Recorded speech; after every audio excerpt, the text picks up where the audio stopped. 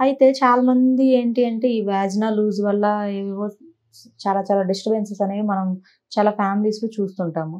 ఏంటి అనంటే ఈ డిస్టర్బెన్సెస్ గూడా వీళ్ళు డివోర్స్ వరకు వెళ్ళిపోవడం అండ్ దాంతో పాటు చిన్న ఏజ్‌లోనే వీళ్ళకి అంటే ఓల్డ్ లుక్ కనిపించడం. అంటే వయసు చిన్నది బట్ కొంచెం పెద్ద ఏజ్డ్ వాళ్ళలాగా అనిపించడం.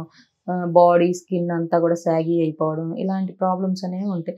సో, దీనికి ఏంటి అంటే అబ్బాయిలు గూడా ఇక్కడ మీరు తెలుసుకోవాల్సింది సో, మీకు పిల్లల్ని కనడానికి వాళ్ళ బాడీ అంతా గూడా అలా చేంజ్ అయిపోయింది. ఎందుకంటే పిల్లల్ని కనకముందు ఎలా ఉన్నారో మీకు తెలుసు. ఆఫ్టర్ మీకు పిల్లల్ని ఒక బిడ్డని, ఒక పాపని లేదా బాబుని కన్న తర్వాత సో, మీ వల్ల మీకు వంశాన్ని ఇవ్వడం వల్లనే గదా! వాళ్ళ బాడీ అనేది చేంజ్ అవుతుంది. బట్ అదనేది కొంతమంది మగవారు అర్థం చేసుకోలేరు.